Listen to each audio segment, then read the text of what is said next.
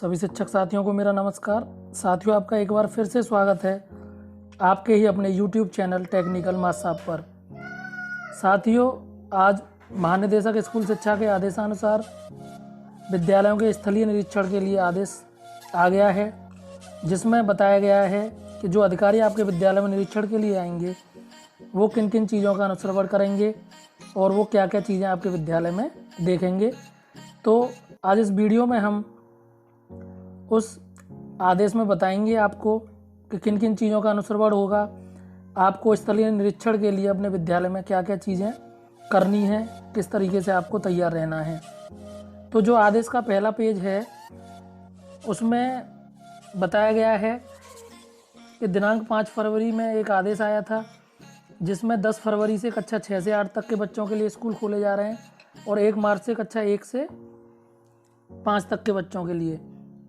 तो जो पहला पेज है आदेश का, उसमें अधिकारियों को नामित किया गया है कि जैसे सुश्री सुत्ता सिंह, ये इनका पद है अपर शिक्षा निदेशक, ये इन्हें जनपद आवंटित हुआ है प्रयागराज। तो जो आदेश का पहला पेज है उसमें अधिकारी, उनका पदनाम और आवंटित जनपद, उनको किस जनपद का स्थलीय निरीक्षण करना है। तो आप अपने जनपद में देख लेंगे कि आपके जनपद में कौन से अधिकारी स्थलीय निरीक्षण के लिए आने वाले हैं। अब साथियों, ये ज़रूरी नहीं है कि आपके विद्यालय का निरीक्षण हो, वो आपके जनपद में आएंगे, लेकिन अगर आपके जनपद में आपके विद्यालय का निरीक्षण हो गया तो उसके लिए आपको क्या क्या तैयारी करनी है, ये यहाँ पर अधिकारियों को निर्देशित किया गया है। दिनांक 15 फरवरी 2021 को अपने नाम के सम्मुख अंकित जनपद के परिषदीय उच्च प्राथमिक विद्यालयों का स्थलीय भ्रमण कर विद्यालयों को खोलने के लिए की गई तैयारियों का निरीक्षण करें। प्रेरणा ज्ञानोत्सव के आयोजन के संबंध में जिला बेसिक शिक्षा अधिकारी, खंड शिक्षा अधिकारी आदि से वार्ता करें। तो ये देखिए 5 फरवरी का आदेश है विद्यालय खोलने के संबंध में। तो ये आदेश आपने देख लिया होगा। यहाँ पर कुछ मानक हैं, कुछ शर्तें बताई गई हैं। इसके बाद बेसिक शिक्षा के अंतर्गत विद्यालय को पुनः खोले जाने के संबंध में निर्देश। तो ये भी पुराना आदेश है। विद्यालय, यहाँ पर बताया गया है कि विद्यालय खोलने के पूर्व में हमें क्या तैयारी करनी है, विद्यालयों में समय सारणी कैसे, कक्षा 1 से 5 तक के बच्चों को बुलाना है, 6 से 8 तक के बच्चों को बुलाना है, ये इस आदेश में बताया गया है। जैसे विद्यालय में हाथ की सफाई की सुविधा क्रियाशील करना, डिजिटल थर्मामीटर, सैनिटाइजर, साबुन आदि की व्यवस्था सुनिश्चित करना, विद्यालय की परिवहन व्यवस्था आरंभ किए जाने से के पूर्व सैनिटाइजर सुनिश्चित करना, ये सारे आदेश पहले ही आ चुके हैं। टास्क टीम का गठन करना, विद्यालय में आकस्मिक सुरक्षात्मक संबंधी तैयारी के लिए विद्यालय प्रबंध समिति एवं शिक्षण उत्तरदायी होंगे। छात्र छात्राओं के बैठने की व्यवस्था कैसे बिठाना है, 6 फीट की दूरी होनी चाहिए बच्चों के बीच में, और स्टाफ रूम में अध्यापक जब बैठ रहे हैं तो उनके बीच में भी 6 फीट की दूरी होनी चाहिए। प्रवेश एवं निकास द्वार को विभिन्न कक्षाओं के अनुसार समय आवंटित करते हुए आने एवं जाने के लिए चिन्हित किया जाए। तो यहाँ पर ये दिशा निर्देश तो पहले ही जारी हो चुके हैं और आपने ये दिशा निर्देश पढ़ भी लिए होंगे। विद्यालय के सभी गेट को आवागमन एवं प्रस्थान के समय खुला रखा जाए ताकि एक जगह भीड़ एकत्रित न हो। उसके बाद ये है कि विद्यालय की समय तालिका, प्रत्येक कक्षा में छात्रों की कुल क्षमता की 50% उपस्थिति प्रथम दिन रहे तथा शेष 50% की उपस्थिति दूसरे दिन रहे। इस प्रकार किसी भी कार्य दिवस पर किसी भी कक्षा में कुल क्षमता का 50% से अधिक उपस्थिति नहीं होगी। अब प्राथमिक स्तर पर आपको सोमवार व बृहस्पतिवार को कक्षा 1 एवं 5 को बुलाना है, मंगलवार व शुक्रवार को कक्षा 2 और 4 को बुलाना है, बुधवार एवं शनिवार को कक्षा 3 को बुलाना है। ऐसे ही उच्च प्राथमिक स्तर पर सोमवार व बृहस्पतिवार को कक्षा 6 को बुलाना है, मंगलवार एवं शुक्रवार को 7 को बुलाना है, बुधवार व शनिवार को कक्षा 8 को बुलाना है। ये दिशा निर्देश पहले ही जारी हो चुके हैं। विद्यालयों की जिन कक्षाओं में विद्यार्थियों की संख्या अधिक है वहाँ पर 2-2 पालियों में कक्षाएं संचालित की जाएंगी। विद्यालय स्तर पर होने वाले आयोजन बैठक के संबंध में, अब इस समय विद्यालय में कोई ऐसे आयोजन से बचना चाहिए जहां भौतिक दूरी का पालन न किया जा सके। खेलकूद के आयोजन से भी बचना चाहिए। अब यहाँ पर हमें क्या करना है, जो मेन है वो है माता पिता और अभिभावकों की सहमति। छात्र छात्राओं के विद्यालय उपस्थिति के पूर्व माता पिता से अनिवार्य रूप से सहमति ली जाए।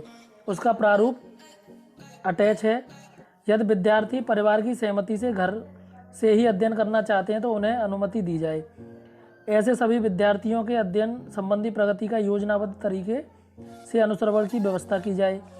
उसके बाद चिकित्सा सुविधा की उपलब्धता सुनिश्चित करना। विद्यालय या उसके नज़दीक स्थल पर स्वास्थ्यकर्मी, नर्स, डॉक्टर, काउंसलर की उपलब्धता सुनिश्चित की जाए। तो यहाँ पर ये चिकित्सा संबंधी निर्देश दिए गए हैं। विद्यालय में उपस्थिति एवं अवकाश संबंधी नीति को पुनर्भाषित किया जाए। तो साथियों, ये निर्देश तो पहले ही जारी हो चुके हैं, लेकिन इनको जो अधिकारी आपके विद्यालय में आएंगे तो ये आदेश उनके लिए हैं, तो हम एक बार इनको देख लेते हैं। तो अब यहाँ पर जो माता पिता की हमें अनुमति लेनी है उसका प्रारूप दे रखा है, तो आप कोशिश करें कि उनकी अनुमति ले लें। एक प्रारूप उनको दे दें बच्चों को, जिससे कि वो अपने माता पिता से घर से साइन करवा के ले आएँ। विद्यालय खोलने के बाद की तैयारी, तो इसमें विद्यालय खोलने के बाद में आपको क्या करना है, कैंपस एवं आसपास के क्षेत्र की नियमित साफ सफाई करवानी है आपको।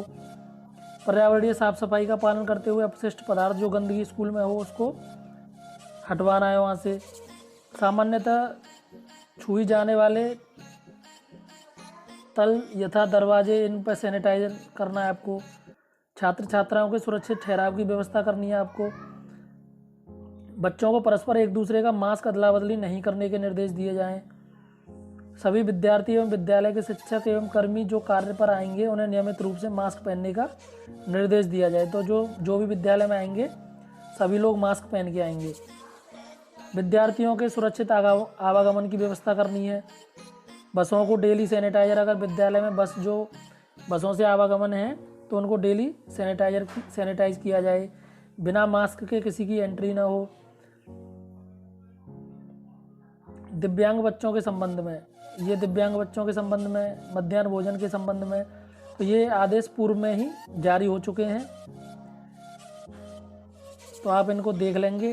प्रवासी मजदूरों के संबंध में भी आदेश जारी हो चुका है 20 जुलाई 2020 में, तो आप इन आदेश को देख लेंगे। उसके बाद इसमें आगे क्या है कि इसमें आगे जो अधिकारी आपके विद्यालय में स्थलीय निरीक्षण करेंगे तो वो किन किन चीज़ों का अनुश्रवण करेंगे, ये इसमें आगे दे रखा है। ये अध्यापकों की भौतिक उपस्थिति के बारे में है।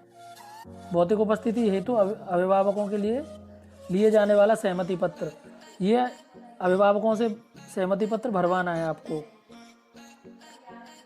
आप इनका फोटोकॉपी करा के आप बच्चों को दे देंगे, तो बच्चे इनको अपने घर से अभिभावकों से इसको अपना नाम, कक्षा और अपने अभिभावकों से साइन करा के इसको ले आएंगे और विद्यालय में इसको जमा कर देंगे। तो इससे ये हो जाएगा कि बच्चे जो विद्यालय में आ रहे हैं वो अभिभावकों की सहमति से आ रहे हैं। अब ये यहाँ पर प्रेरणा ज्ञानोत्सव मनाए जाने का आदेश है, तो ये आदेश भी 8 फरवरी को जारी हो चुका था, ये आपने देख लिया होगा। इसमें प्रेरणा लक्ष्य दिए गए हैं, ई पाठशाला का संचालन किस तरीके से करना है, उसके बाद प्रेरणा ज्ञानोत्सव कैंपस का आयोजन कैसे करना है, समृद्ध हस्तपुस्तिका क्या है, प्रारंभिक आकलन, और ये सारी चीज़ें इसमें बताई गई हैं। तो आप इस आदेश को देख लेंगे। अंतिम आकलन, गतिविधियाँ क्या क्या करानी है आपको, ये सारी चीज़ें इस आदेश में दे रखी हैं। शिक्षा चौपाल में चर्चा के बिंदु क्या क्या रहेंगे, आप इन चीज़ों को देख लेंगे। विद्यालय प्रबंध समिति, ये सारी चीज़ें आप, व्हाट्सएप क्लासेस, ये सारी चीज़ें आप देख लेंगे यहाँ पर। स्मार्ट क्लास का संचालन। इसके बाद जो मेन चीज़ आती है ये शपथ है, प्रेरणा शपथ लेनी है हमें विद्यालय में। इसके बाद अनुश्रवण प्रपत्र, ये आपको देखना है। इसमें विद्यालय का नाम, न्याय पंचायत का नाम, प्रधानाध्यापक, मोबाइल नंबर, ये सारी चीज़ें हैं यहाँ पर। अब यहाँ पर देखिए अनुश्रवण के समय अध्यापकों की उपस्थिति, यहाँ पर आपकी उपस्थिति देखी जाएगी। इसके बाद उपस्थिति रजिस्टर में पंजीकृत छात्रों की संख्या। अब ये बिंदुओं पर अनुश्रवण होना है। ई पाठशाला के विजिट के दौरान छात्रों की संख्या, ई पाठशाला के अंतर्गत व्हाट्सएप ग्रुप से जुड़े छात्रों की संख्या, दूरदर्शन पर शैक्षिक वीडियो का प्रसारण का अवलोकन करने वाले बच्चों की संख्या, व्हाट्सएप के माध्यम से ई कंटेंट प्राप्त करने वाले बच्चों की संख्या, विद्यालय में बुलाकर अभिभावकों के माध्यम से बच्चों को गृह कार्य दिए जाने की स्थिति, बच्चों की संख्या। उसके बाद विद्यालय में भ्रमण के दौरान अवलोकन बिंदु, बच्चों में SA2 रिपोर्ट कार्ड का वितरण किया गया है, हाँ या नहीं में ऑप्शन। विद्यालय में सक्रिय पुस्तकालय स्थापित है, सभी शिक्षकों के पास शिक्षक डायरी है, फर्नीचर क्रय की स्थिति, सभी शिक्षकों के पास पहचान पत्र उपलब्ध हैं। ये सारी चीज़ों पर अनुश्रवण होने वाला है। विद्यालय के सभी शिक्षकों द्वारा निष्ठा ऑनलाइन प्रशिक्षण किया जा रहा है। क्या ARP SRG डाइट मेंटर द्वारा सपोर्टिव सुपरविजन किया जाता है? अंतिम सपोर्टिव सुपरविजन कब किया गया था? क्या शिक्षक संकुल द्वारा मासिक बैठक की जाती है? पिछली बैठक कब हुई थी? तो ये सारी चीज़ें आपको पूछी जाएंगी। आधारशिला मॉड्यूल सभी के पास है, ध्यानाकर्षण मॉड्यूल सभी के पास है, ये सारी चीज़ें। और लास्ट में अनुश्रवणकर्ता की टिप्पणी। उसके बाद ये मध्याह्न भोजन के बारे में निरीक्षण प्रपत्र है। आज विद्यालय में मध्याह्न भोजन का वितरण किया गया। मध्याह्न भोजन ग्रहण करने वाले छात्रों की संख्या, मध्याह्न भोजन पंजिका में दर्ज छात्रों की संख्या, गत दिवस में भोजन ग्रहण करने वाले छात्रों की संख्या, ये सारी चीज़ें आपसे पूछी जाएंगी। तो साथियों, आप बिल्कुल तैयार रहें। जब आपके ज़िले में कोई अधिकारी आएंगे तो हो सकता है कि आपके विद्यालय का ही निरीक्षण हो जाए, तो हमें उसके लिए तैयार रहना है। जो ये ऑपरेशन कायाकल्प के बारे में है, तो ऑपरेशन कायाकल्प के बारे में मैं एक विस्तृत वीडियो बना चुका हूँ। वो वीडियो आपको मेरे चैनल पर मिल जाएगी, आप वहाँ से उस वीडियो को देख सकते हैं। क्या क्या प्रश्न पूछे जाएंगे ऑपरेशन कायाकल्प के अंतर्गत और उनके जवाब आपको कैसे कैसे देने हैं। अब ये ब्लॉक स्तर पर जो प्रशिक्षण चल रहा है, उस प्रशिक्षण के लिए अनुश्रवण प्रपत्र है, तो आप इसको भी देख लेंगे।